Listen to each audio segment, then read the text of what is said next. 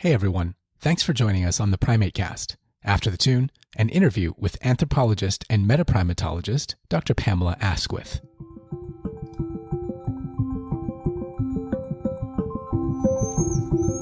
Evolution, communication, cognition, conservation, behavior, primatology, typically primates. Become the monkey. Hey there, welcome back to the PrimateCast. I'm your host, Andrew McIntosh from Kyoto University's Wildlife Research Center, and I'm really excited about the interview you're about to hear. In April 2022, Dr. Pamela Asquith delivered a great talk for us in our International Primatology Lecture Series. It's a kind of in-house origin story event with invited speakers. You can find a link to that on the SciCast website, or go straight to the SciCast YouTube channel, or check it out in our show notes here. Typically, we rebroadcast those lectures on the PrimateCast in audio format only, but in this case, I decided instead to follow up with Pam and do a separate standalone interview. So you can consider this a kind of package deal. I think neither is a prerequisite to the other, but we think that you'll enjoy both, so check them out. One thing that got me really excited about doing this interview is that, in many respects, Pam and I share a common experience, being from Canada and having worked extensively in and around Japanese primatology. Pam Asquith is currently adjunct professor in environmental studies at the University of Victoria, but perhaps spent the bulk of her career in the Department of Anthropology at the University of Alberta.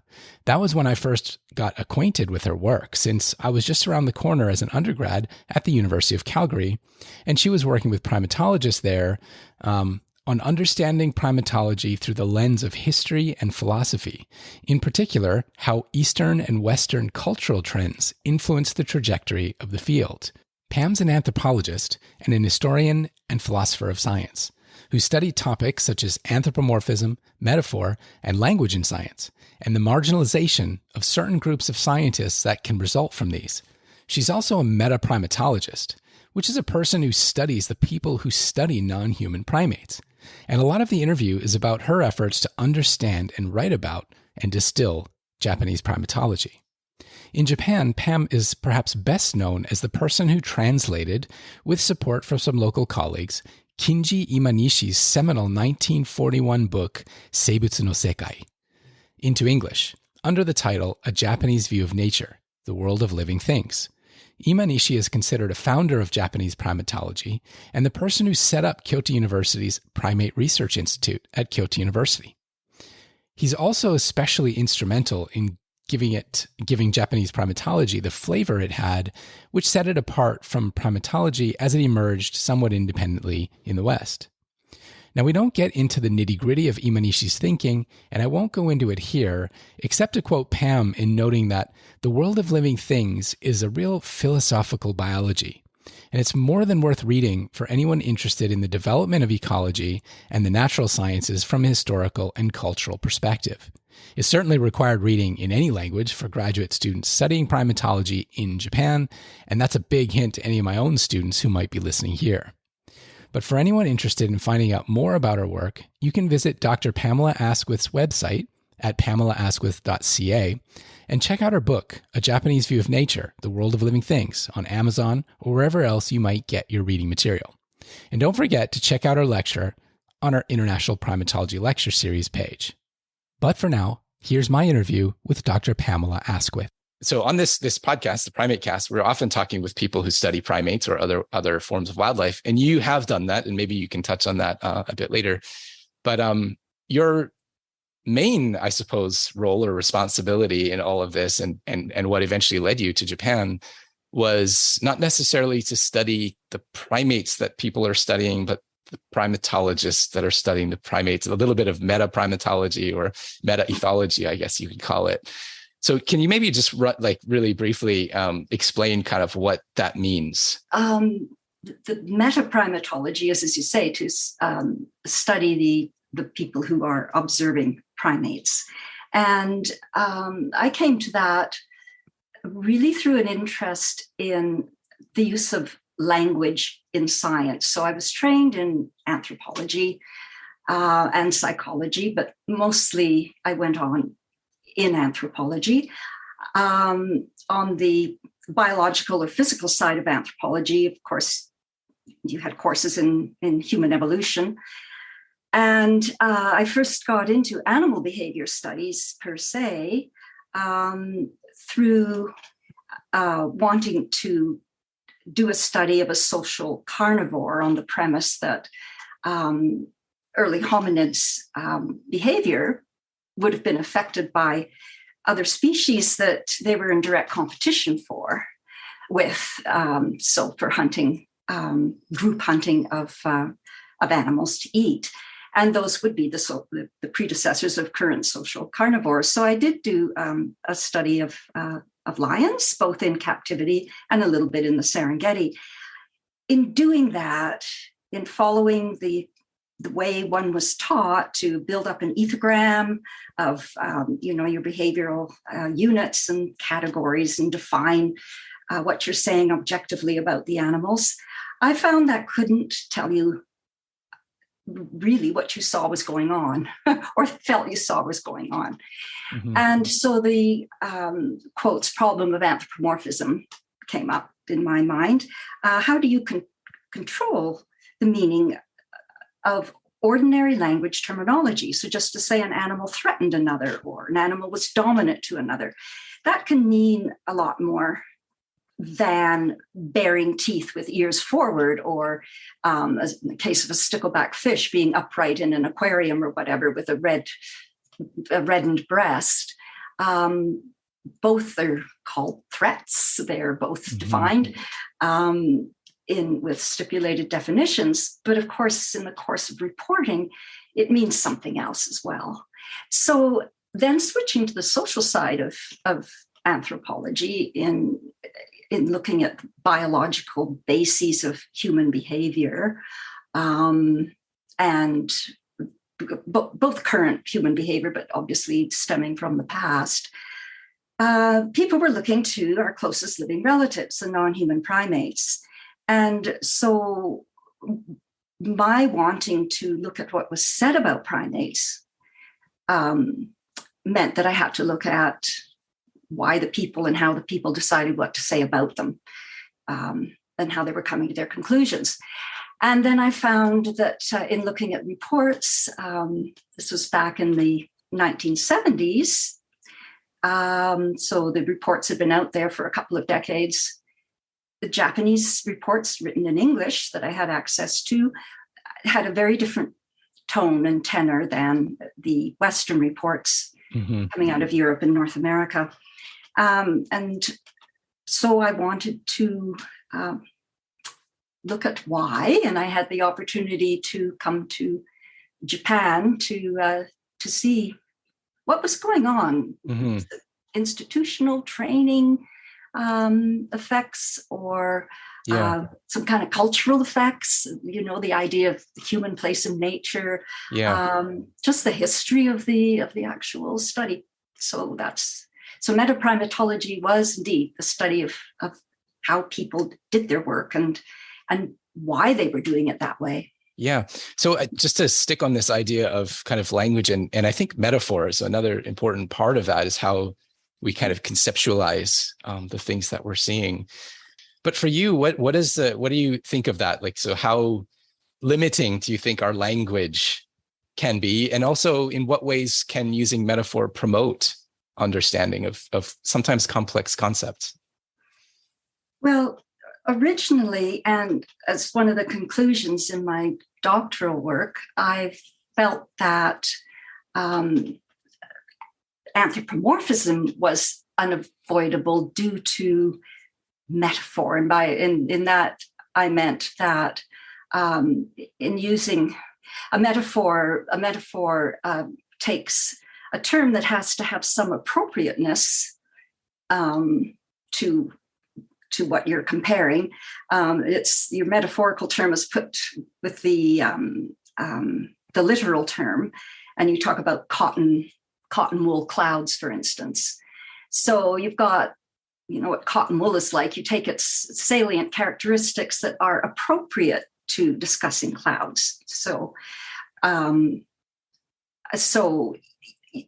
in using ordinary language terms of animals, threatened and so on, you might take the mentational aspects of that is what I thought, not only these stipulated definitions of, bare teeth or changing color or something like that, but also you called it threat for a reason.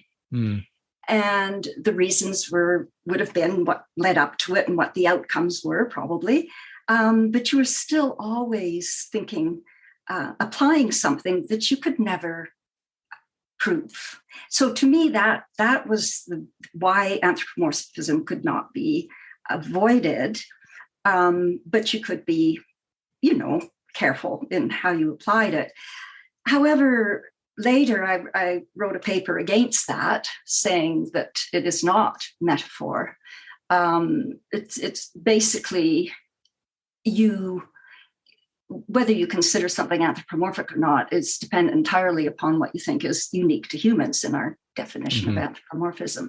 And so one of the people who did a good study, I think, of a very useful study of metaphor, the most useful one I found, because I went through a lot of philosophy of metaphor and so on, but a man called J.A. Fisher wrote something back in 1991 called Disambiguating Anthropomorphism. And he published that in Klopfer and Bateson's Perspectives in Ethology. And I thought this was extremely useful. I'm talking here about anthropomorphism, but it has something to do with metaphor. Mm-hmm. So he said, you can have two kinds of anthropomorphism. One is situational, which is simply getting it wrong. So if you see bare teeth in a chimpanzee and think, oh, that's a threat, when in fact it's a fear grimace, that's just simply getting it wrong. But you can have the categorical anthropomorphism that he talked about, which is if we thought that a chimpanzee was incapable of feeling or expressing either fear or threat on any occasion. And we said it's showing fear, or it's expressing a threat. We're making a logical category mistake. I mean, I like the distinction you just made between kind of situational and categorical anthropomorphism. In my understanding, so there was a process. So maybe historically in the field of ethology, or before ethology was coined, there was kind of rampant anthropomorphism by some. Georges Romanes is one example. But that kind of got the ball rolling into thinking about animals as thinkers and doers in similar ways that we can be. And then it kind of, in some respects reversed back in the behaviorism kind of days. And we just look at functional outcomes and associations and things, and not really thinking too much about the inner lives of animals. But then I guess in animal behavior, with the cognitive revolution of like maybe I'll get the decade slightly off, but 80s for sure, 70s through 90s, maybe. People like Donald Griffin, who were writing about animal minds and saying basically it's okay to use the terms that we apply to humans, and at least to hypothesize that maybe the mechanisms are the same. And some of that we'll never know, maybe because of the limits of our abilities, our technological abilities. But and then maybe now there's also this idea of how the opposite of anthropomorphism, but anthropodenial, has become almost equally problematic, or even more so, because to not allow for that possibility that similar things are happening seems in many ways anti-scientific as well. So I wonder what your thoughts on that. Perhaps the people who are anthropodeniers are studying different things. I mean, I haven't looked at what the disciplinary or intellectual backgrounds of the different groups are. That might be interesting to see. What are your goals? What are you coming out from to make you feel that any idea of mentation muddies your results to the extent you can't further, the line of research you are doing. And fair enough, you have to have filters. But it's just to say right across the board that you shouldn't do this at all, or that you should include it in everything, maybe isn't the way to go. Yeah. So let's move sideways from that. So I think it's a good a way to segue back into Japan and your experiences here, because when you gave this talk for us in May for SciCasp's International Primatology Lecture Series, you mentioned it's related to this idea, but the limits to description that we have, and kind of off topic from what you were using that in the context of, I feel like, and maybe you recognized in Japan, as you already mentioned here, the way that the primatologists were writing about their studies was almost fundamentally different, maybe, than what you would read coming out of the kind of Western scientific tradition. And that included a lot of description, right? I mean, language capability aside, I mean, obviously these people were capable of writing in English, but that there would be different issues with metaphor and use of it. So, but what did you see specifically as like the major differences in the way the scientists in Japan were writing about primates versus what you'd experienced before? So most of my sources for the earlier parts prior to the 80s and into the early 80s were things that were written for the journal Primates, or things that had been translated. Imanishi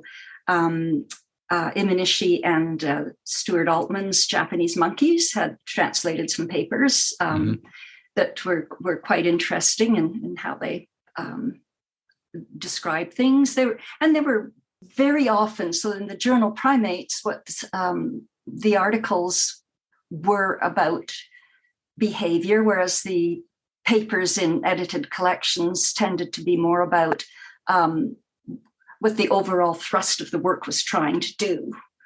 In Primates, there'd be editorials that gave a big, long background about there'd been a leader change in the Takasakiyama monkeys, for instance, that Itani Sensei wrote about.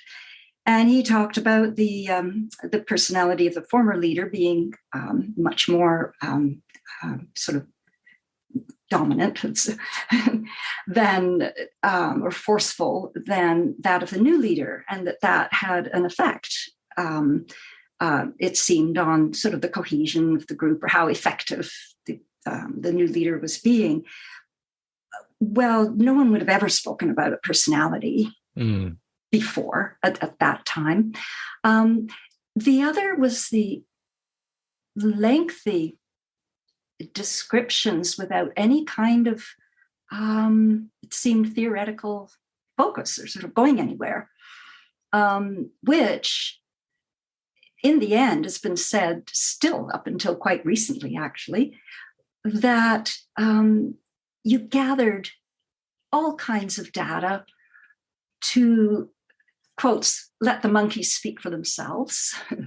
You're doing it without such a framework that means that you that precludes including. If you're looking at mother-infant relations, you're not going to bother to look at the males at that time.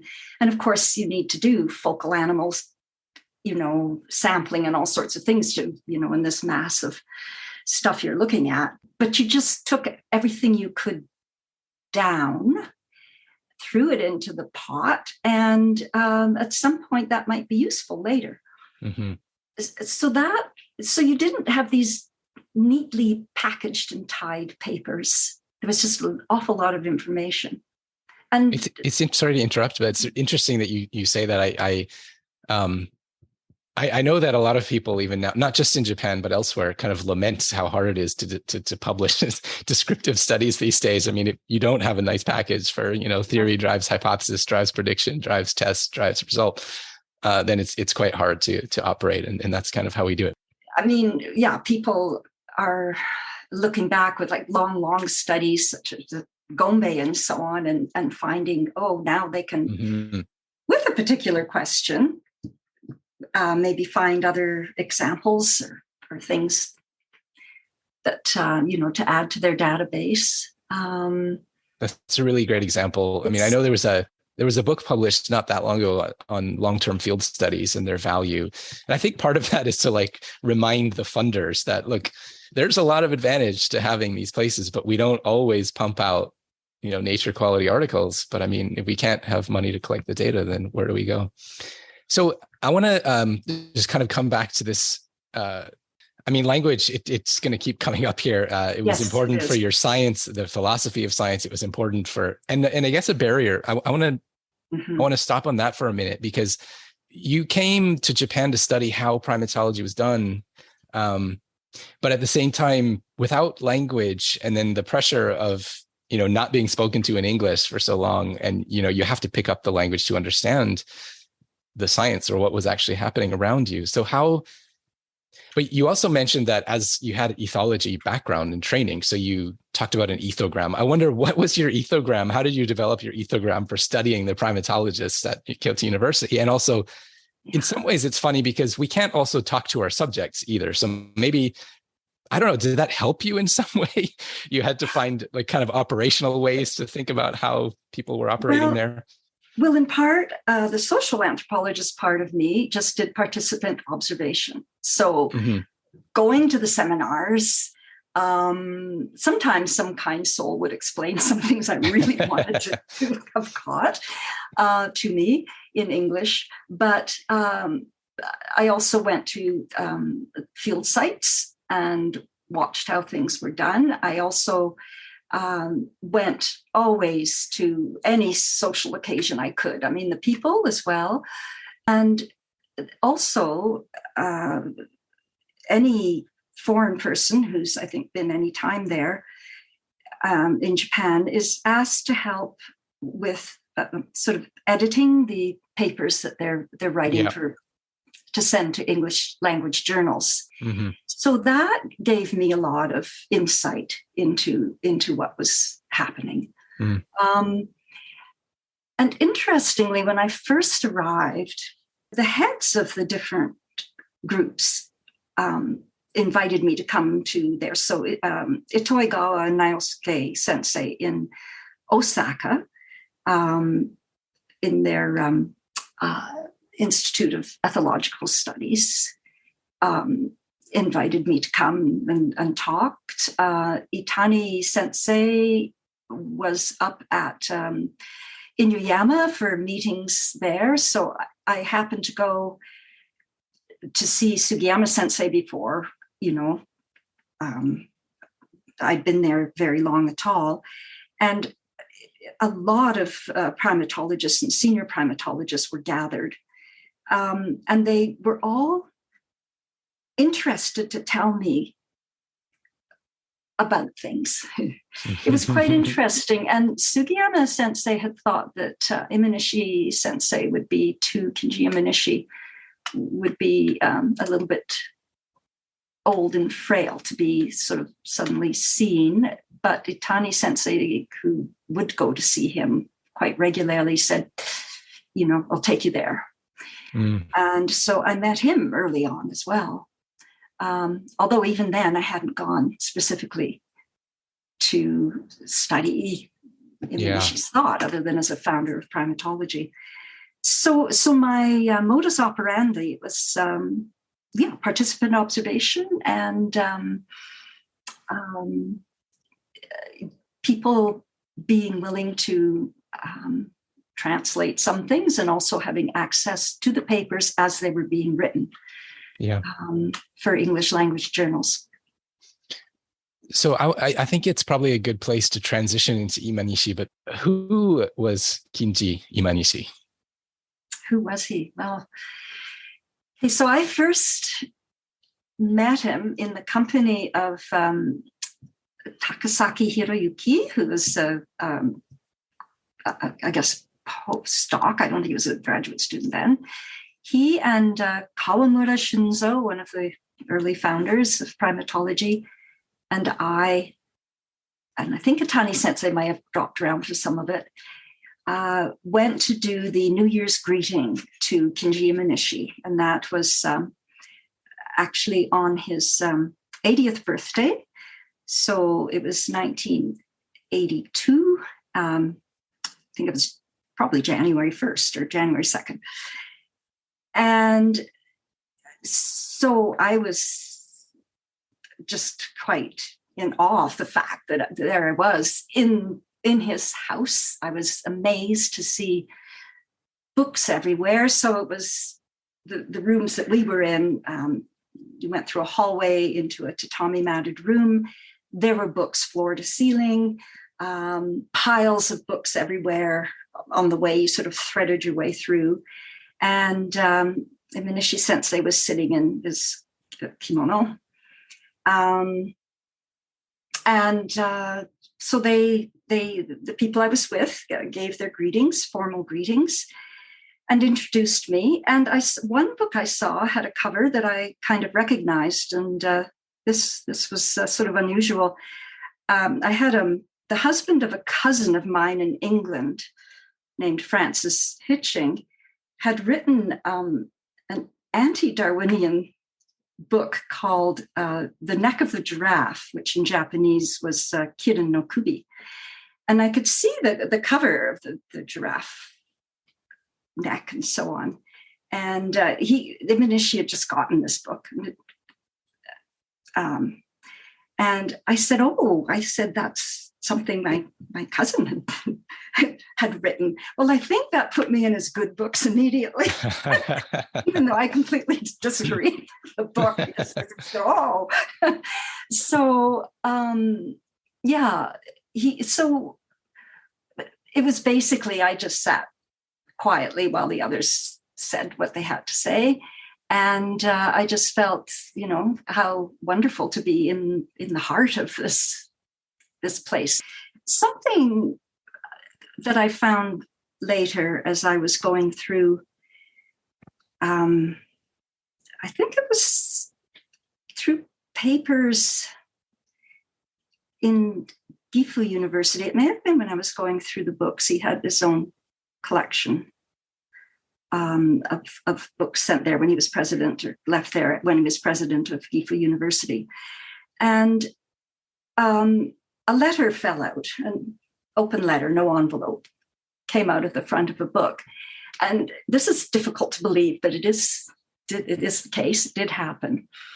It was a letter that had been written by a publisher in England, Academic Press, regarding my thesis, my doctoral thesis, that had been addressed to Imanishi Sensei, saying, this potential publication, it was very difficult to categorize. We don't know what to say.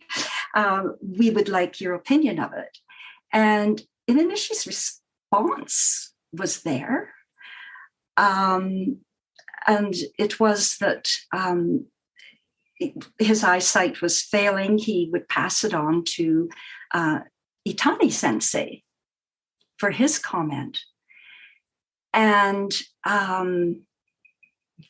that was it. Well, this really intrigued me because I hadn't even known the letter had been sent, of course, and the thesis never was published.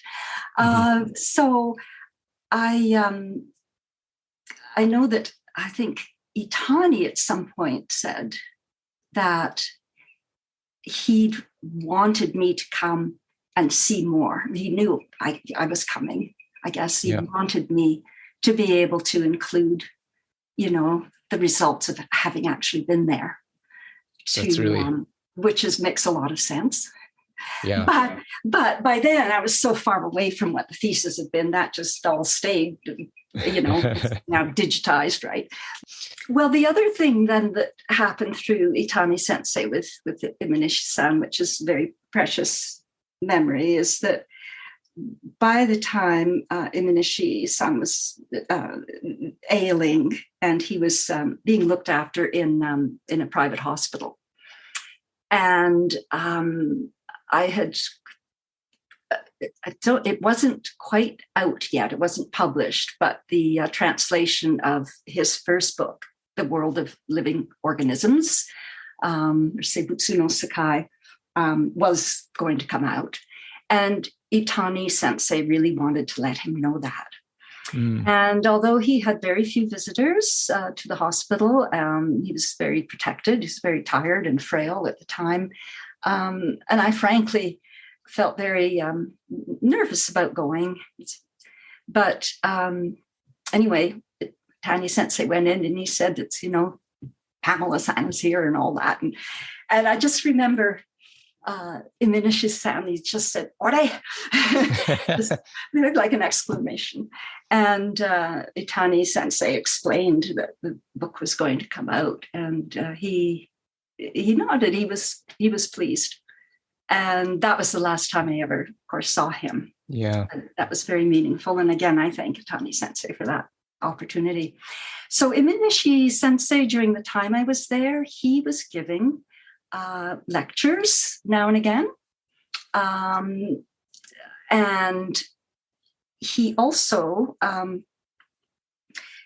again, soon after, within 6 months of arriving, they started something in Kyoto called the Shizen Gakkai, which was a nature study meeting, which was quite fascinating. And in fact, I have the old-fashioned tapes because I recorded them. And because I didn't understand what was being said. Sure.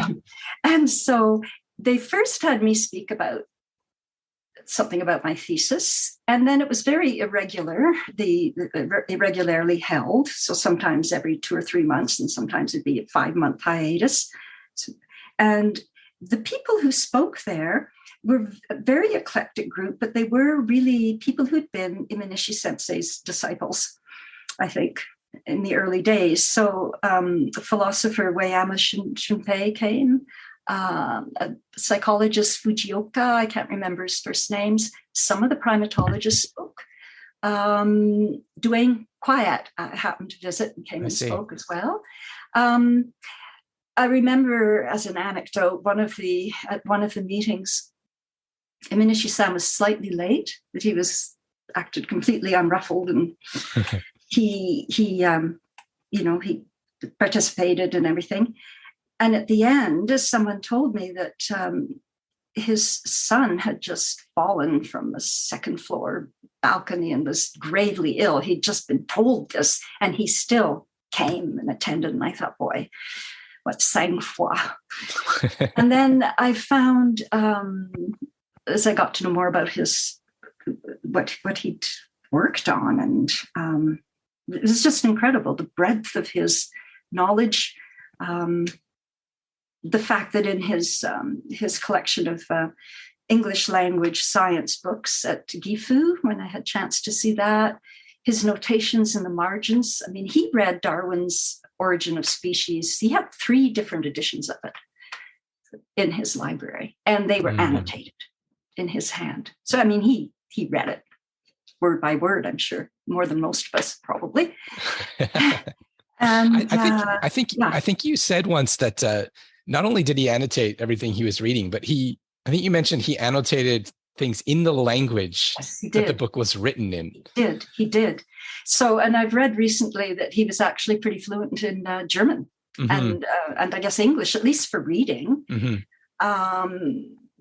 because I did glean from the papers that were still left from the colloquium that had been held in 1970 in Paris, which he attended, that there's some papers in there that is correspondence between the organizers and Iminishi, and they said, we'd like clarification on points. And there was a lot of English correction going on for that, because the papers, I guess, were published in English, maybe English and French. But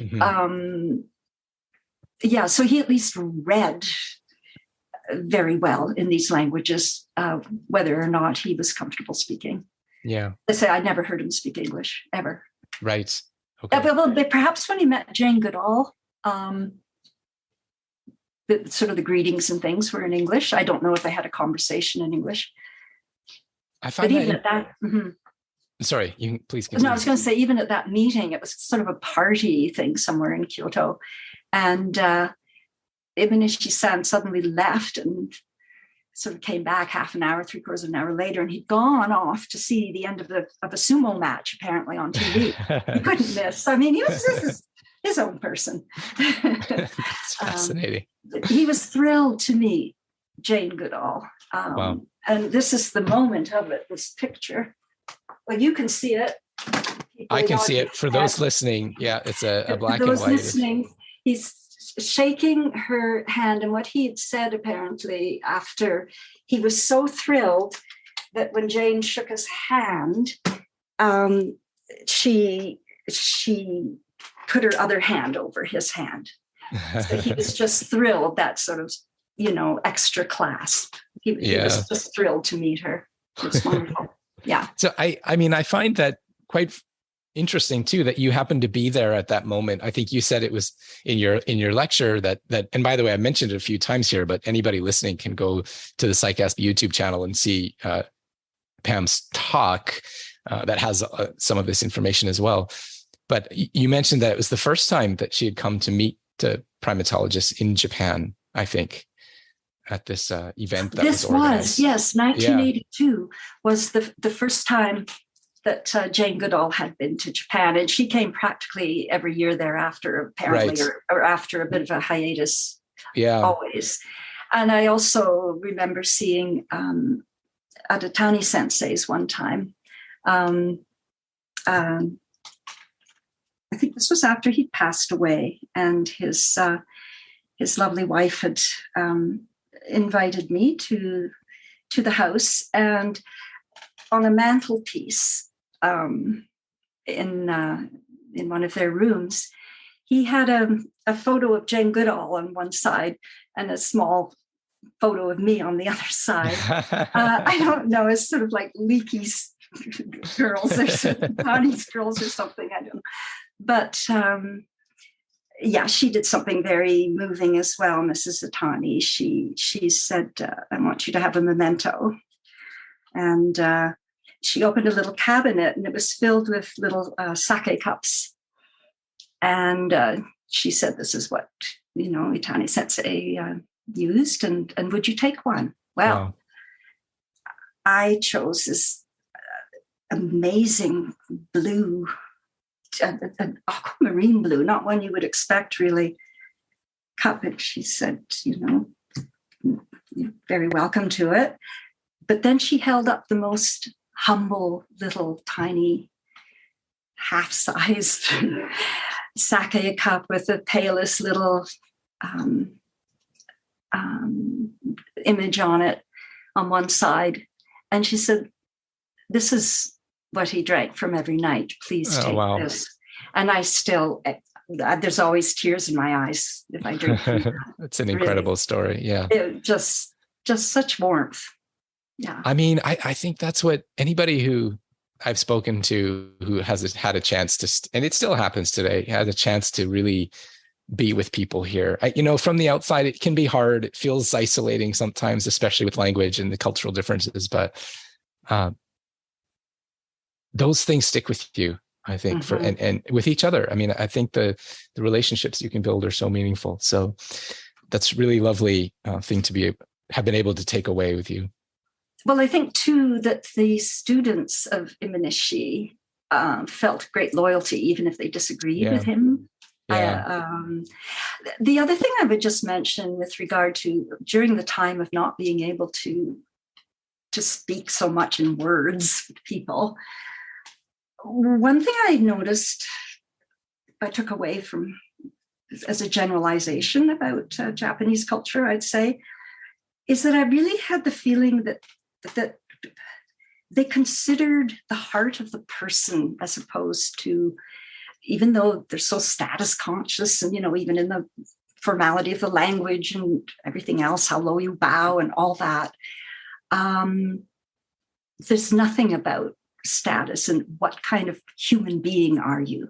Mm-hmm. And I really think that's held very importantly by Japanese. And I think that's really how they relate to people that mm-hmm. they're able to have the opportunity to relate with. Maybe some of that spills over to looking at the animals, Who are you as an individual?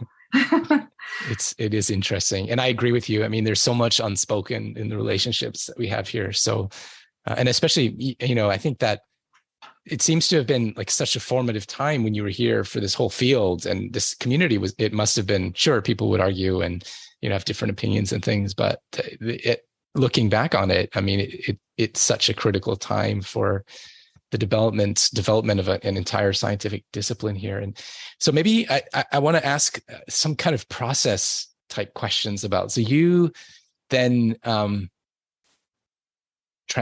produced the English translation of Imanishi's famous book. And I think there's a lot of, obviously there's a lot of things that came out of that book and the way people saw how science was done, or at least perceived how science was done in Japan, whether that's in practice true or not. But in your lecture that you gave us, you mentioned, and as we've been discussing, so you were not fluent in Japanese at the time. So when it first came to your door that you had the opportunity to translate this book into English, and it's obviously such a monumental piece of literature in Japan, and not just studied by people studying primates, but all kinds of different sectors of people. I think you mentioned had written graduate theses, in religion and philosophy and history and whatever. So it's such an iconic piece of work. But how did that, not necessarily how it came to you, people can find that on the video, but what was your sense or feeling about that task that was ahead of you, and how did you actually go about doing that translation? Well, and I actually do mention it in the in the editorial preface, a word on translation. So I was actually really excited to know what I'd kept hearing about this important book, and everything else flowed from it, and so on. So I was really very motivated, and so I had met as a graduate student a Japanese student who was studying economic history. His name was Kawakatsu Heita, and he had mentioned that he thought Imanishi's this book was really quite amazing. I don't think even particularly heard of the book before then. I just was focusing on his primate papers. And so, it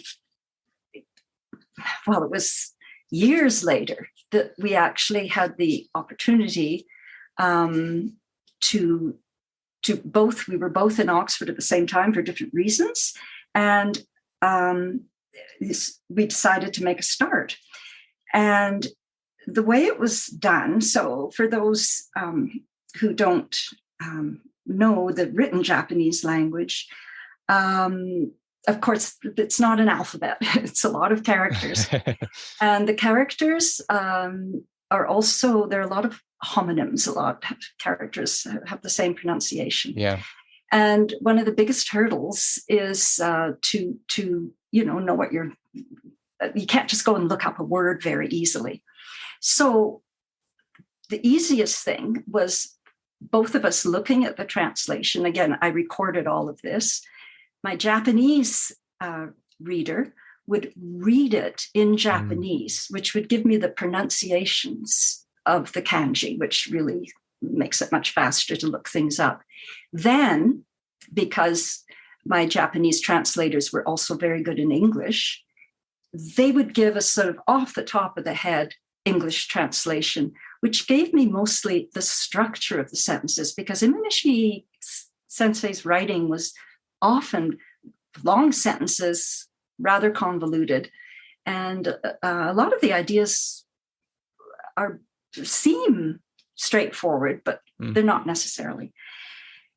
So I did that for the first 3 of the 5 chapters with Kawakatsu-san. And then I had another opportunity with a Japanese postdoc at University of Alberta, where I was, who worked on chapters 4 and 5 in exactly that way. So reading the Japanese, off the cuff English translation. And I had all that taped. And then I had to settle down because I could hardly understand the English, not because their English wasn't excellent. It's just, stuff wasn't even necessarily in order, because of course Japanese sentences have, the verbs at the end and things like that. Anyway, so I just sat there and went through I looked up every word, I looked at the structure of the sentence, and I came up with my English version. Mm. And then I went to Japan for, I think it was about 3 months, and worked with Hiroyuki Takasaki-san, who had helped me so much through the years before, and talking post seminars about what was going on actually and things like that. And he saw so many things that had been left out, maybe originally.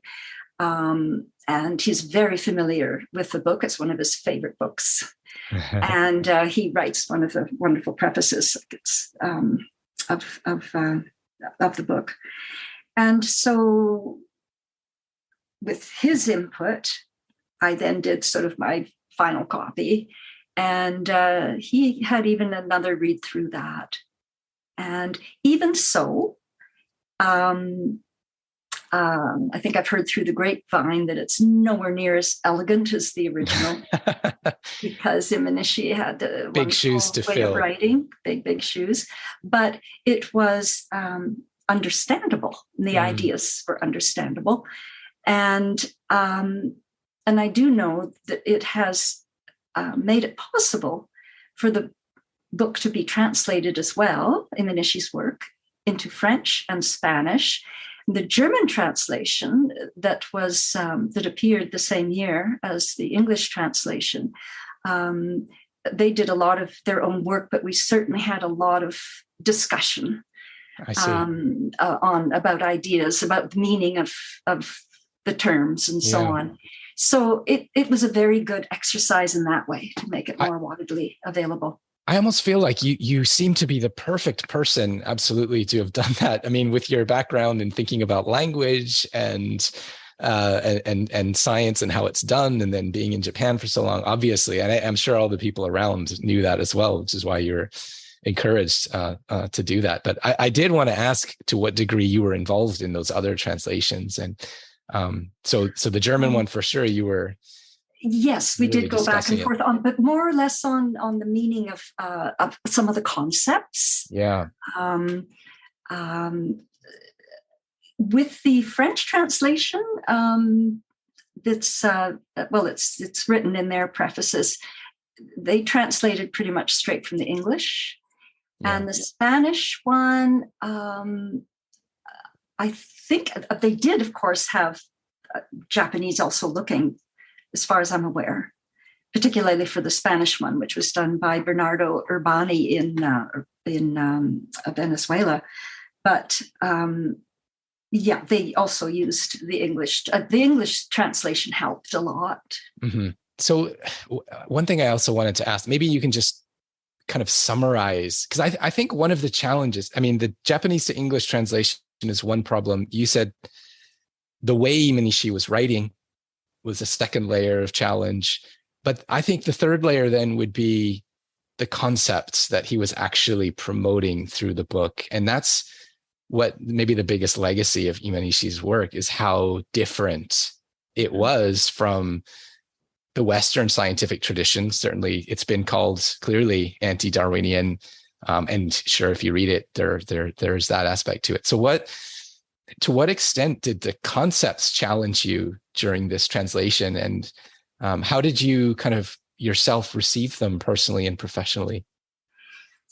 I found, and I still find, something that Takasaki-san had said, that, and others have said too, that they understand something more or differently each time they read it. It's almost, what are you bringing to it at the time you're reading it?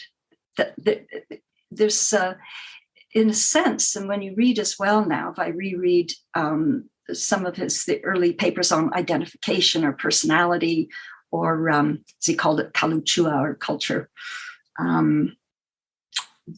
written in the 50s, long after the world of living things, they seem beguilingly almost simple-minded, but they're not. You realize that they're based on so much knowledge of what had been done in science in the West and Mm-hmm. elsewhere. And that, so you respect it, at least I feel that. You respect it because you know it's not just something coming out of isolation at all. Mm-hmm. This is someone who made himself familiar with the science of the time and also studied so broadly in nature himself. I mean, entomology through, imagine studying little mayflies in the torrents of the Kamo River. And that's not easy. It can't be easy. And coming up with his concept of habitat segregation, that the slightly different subspecies. And so they weren't necessarily competing. They were, you could call it cooperatively or leave any adjective at all off. They were isolating because why waste energy on fighting over the same resources kind of thing? Mm-hmm. And it's simply like a flip side of the idea of competition. I found that to be, a view that was worth looking at. Mm-hmm. Something else I remembered in the mid-'80s after I was back in Canada and reading the first papers out on niche construction, Lalande and so on. And I thought, oh, this is what Imanishi wrote about back in 1941. It's exactly where he was talking about individuals creating their own environment by taking in parts of the outside environment. And when he talks about the life of non-living things, I've never heard anyone else talk about that. And he defines how that works, which is all really fascinating. I think it's a wonderful opening to possibilities and to just jolting you out of your usual ways. I mean, I, of course, was completely in agreement with the idea of Darwin's theory of evolution as being one of the most wonderful, discoveries, and still is that we have. But and the mechanisms that come out of with modern evolutionary synthesis when you have genetics put in and so on. But then what you do with that? We've gone one way, and Imanishi was aware of these things, but he's also left it open to talk about other ways that nature is working. Yeah. Which, are based on really a lot more work than most people who disagree with him have probably done, because he is so broadly educated in science.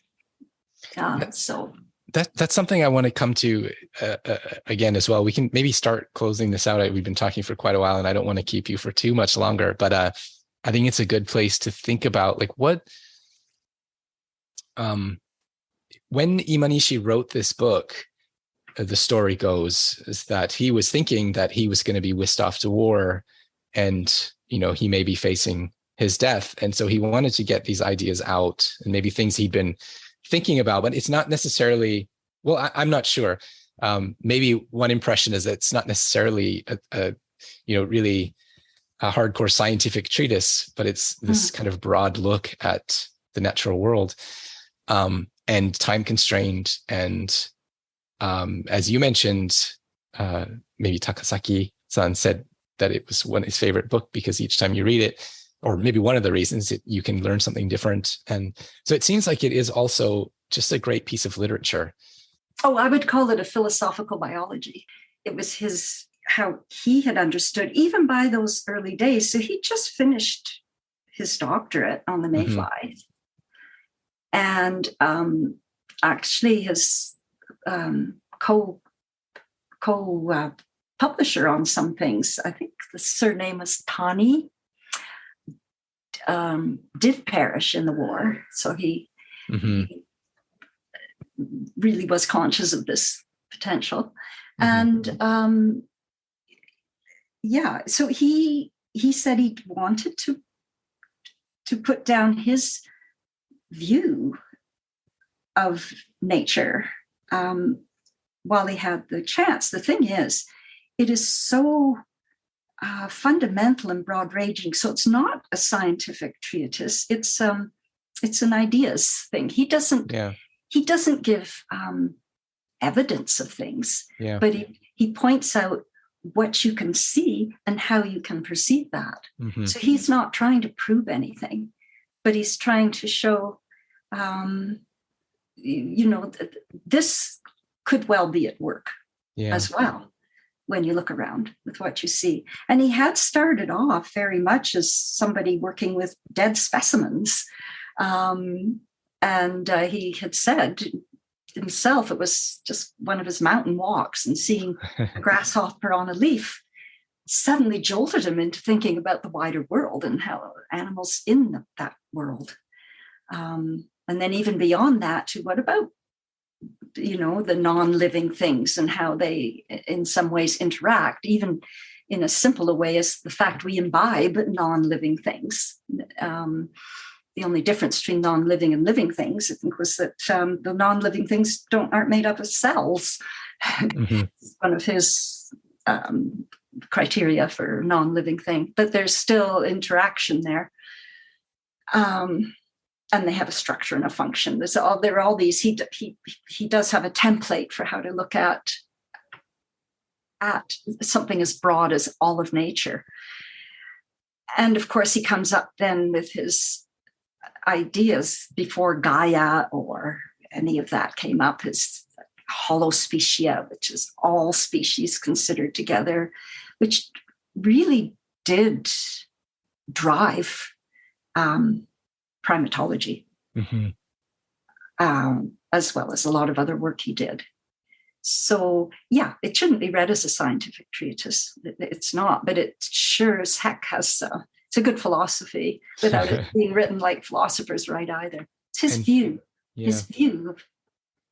of nature. And his last couple of sentences in the book, by the way, are in support of natural selection. So, and as I say, he had all these editions of The Origin of Species, and he had certainly given it its due attention.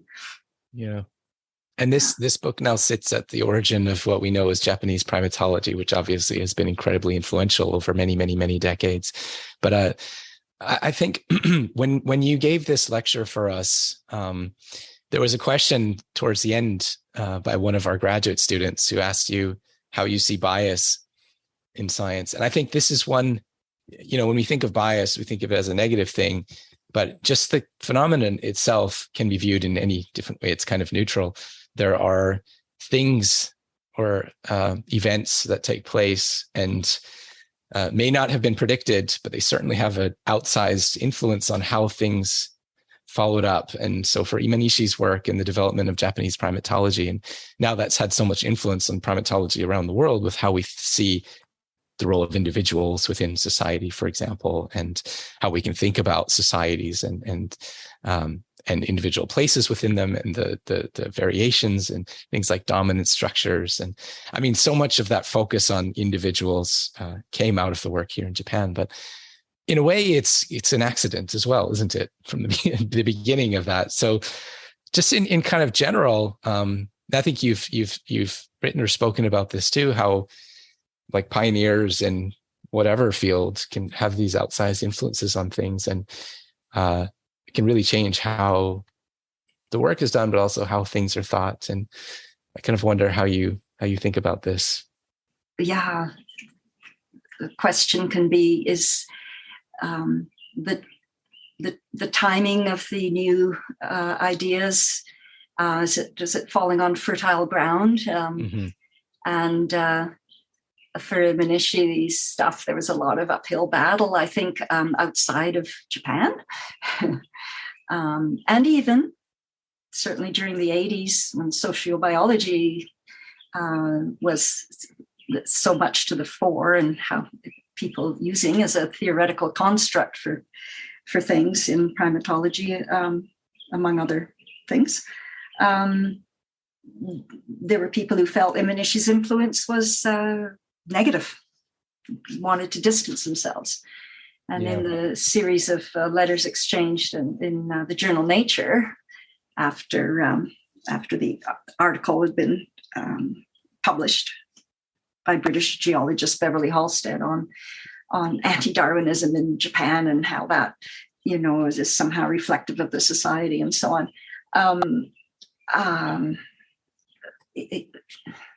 There were so many different viewpoints that came out with regard to Imanishi, but the primatologists who wrote in were saying we try to distance ourselves from the harmful effects of Imanishi. So even then, and even though what their own discipline had been built on,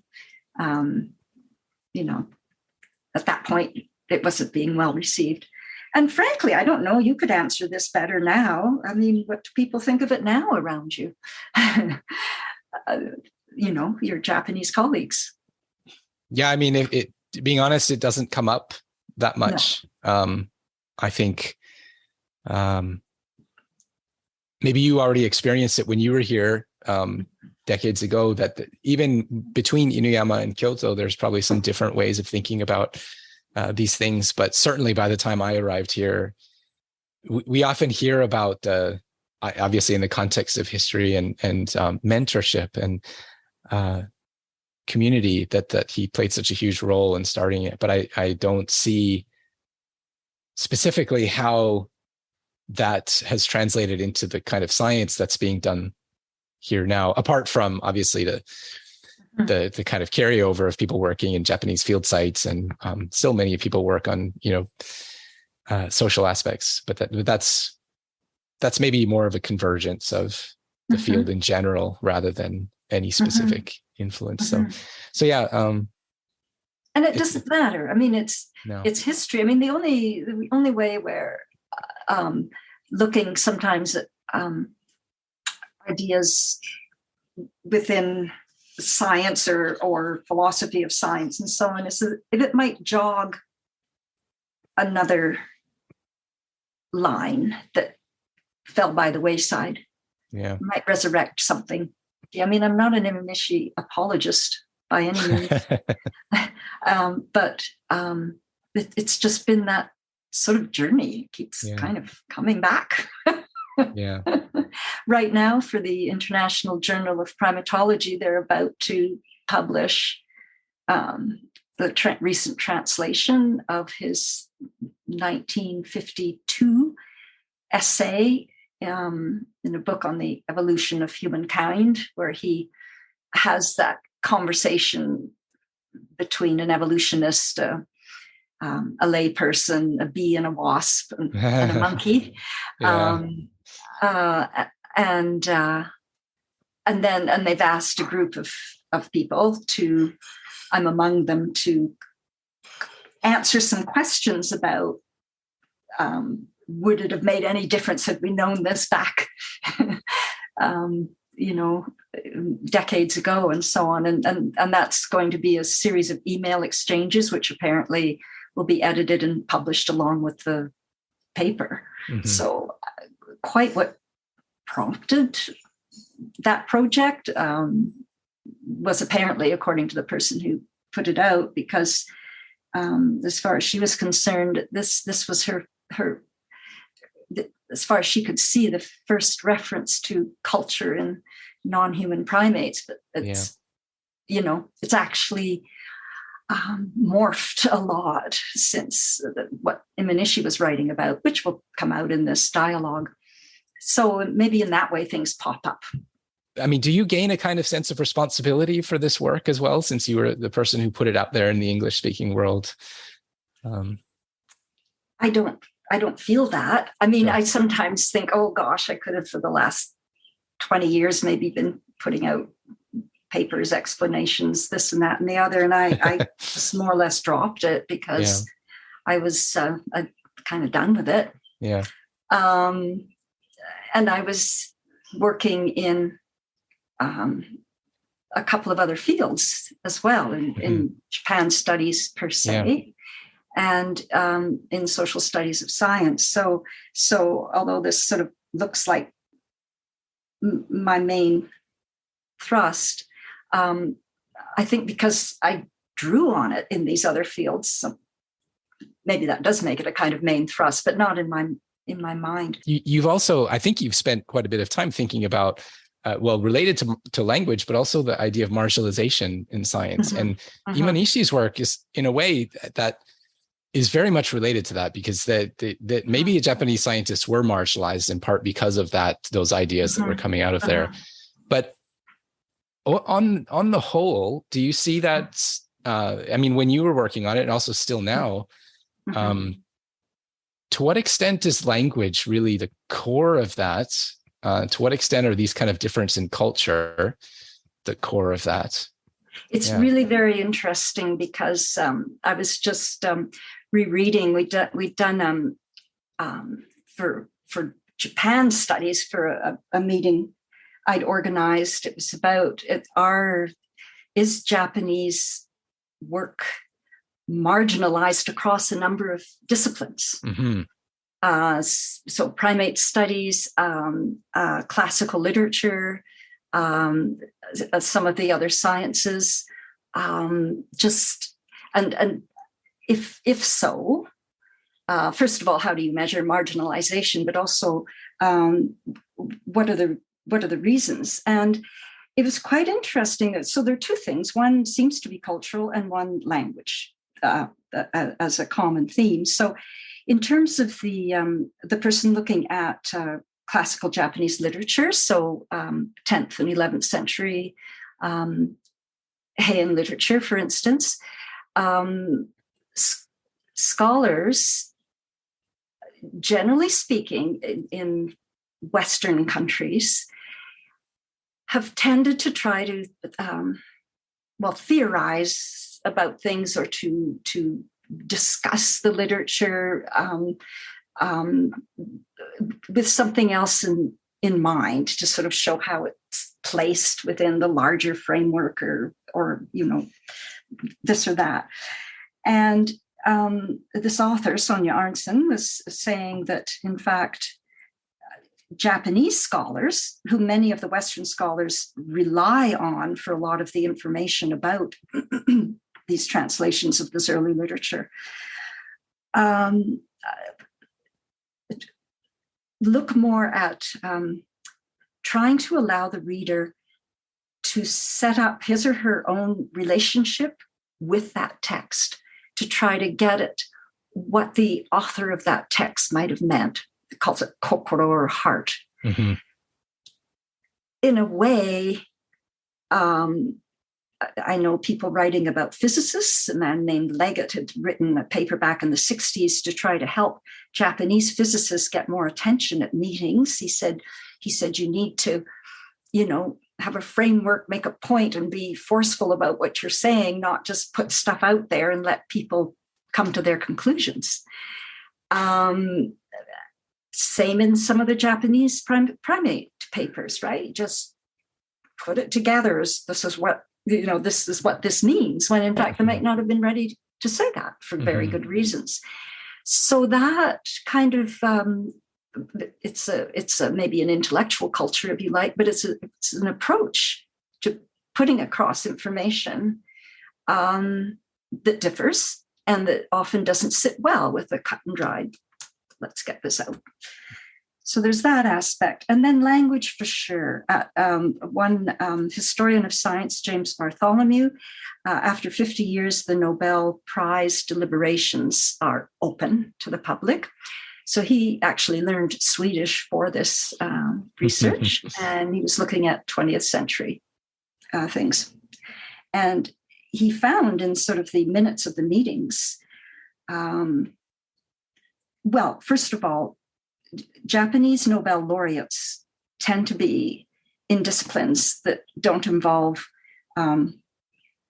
symbols, so mathematics, physics.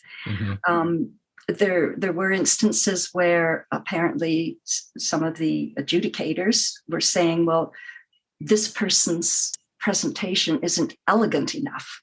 Never mind what the discovery might have been. It's just not elegant enough.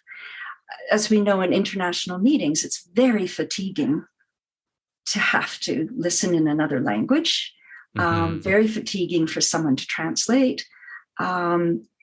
the person, I mean, Japanese who weren't facile in English were at a disadvantage for those discussions that happen after and the rapid back and forth, and you have 30 seconds before your talk slot's finished to get your point across. So they miss it. They miss the opportunities. So I think there can be a lot of marginalization. It's a little different from bias, and that's your meaning that,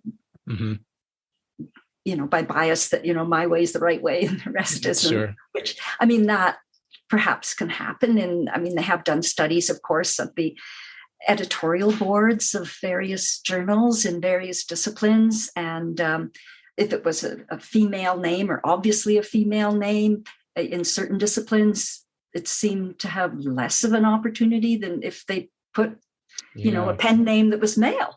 Right. And then I know that people in South American countries have said when their institutional address was South America as opposed to Europe or something, they really did feel they just didn't get, as much attention, their work, the same kind of attention. So I think that exists. Yeah. And what to do about it? Well, you can include, I know in a couple of meetings I organized, part of the funding went specifically for translators, if it's a small enough meeting, if it's like 20 people or something.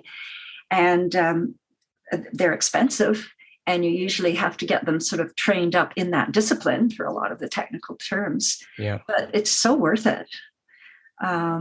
Because then people can discuss freely. We did this with the Arashiyama East and West discussions when the people had the researchers first meet in Canada at the Banff Center. And it was great to have that. People could, really talk. Yeah. Yeah, I've been part of those a couple of times with translators, and I mean, you're right that people don't have to think about how they can say something in a different language, just speak and have someone else do that for them. And it's just it can take more time in one sense. However, I think if people are patient enough, then the actual content or meat of the conversation becomes much more substantial. I think that lag is actually good because people have time to stop and think before they, come up with the next bit. Maybe even in the same language, we should use translators to allow people not to speak before they've thought. Yes. Yeah. That's certainly something in Japan that it also takes getting used to, is the pause in discussions and not to feel awkward about it. Yes. Because that does happen quite a lot. Yeah. Yeah. Sometimes it's that someone's fallen asleep, but usually that's. I mean, I'm always amazed at how when someone falls asleep in seminar, but they might be wake up and be the first to ask a really poignant question. Yeah. Yes. So it's really, really quite the skill. Yeah. Yeah. Well, Dr. Pamela Asquith, it's been such a pleasure talking with you. I did want to get into more selfish topics about primatology in Canada and some of the people I've worked with in the past that we share experiences with, but I think we might have to leave that for another one. But thank you so much for joining me. It was really, really a privilege and educational. Thank you very much for talking with me. And it's such a wonderful thing to have someone with such a common background. I mean, so many overlaps we have. It's been a great pleasure. Thank you. Thanks for listening to the PrimateCast. The podcast is hosted and produced by me, Dr. Andrew McIntosh, Senior Scientist for Wildlife Conservation at the Wilder Institute, Calgary Zoo, formerly Associate Professor of Biological Sciences at Kyoto University. Join me for new episodes as often as I can get them out on whatever podcast platform you prefer. Leave a rating or a review of the show to help other listeners find it. Connect with me through our website, theprimatecast.info, or social media on X, Facebook, or Instagram. Feel free to comment, ask questions, suggest future guests, or share whatever else might be on your mind. If you value the show, consider donating or becoming a member. You can do so by visiting theprimatecast.info and clicking on the big yellow Buy Me a Mic button, which takes you to our campaign page. Or you could click on that little heart icon next to the social media links in your podcast player, or on the text link in the show notes. Your support will help cover production costs and is essential to ensure that I can continue to produce quality informational and inspirational interviews with leading figures in the field long into the future.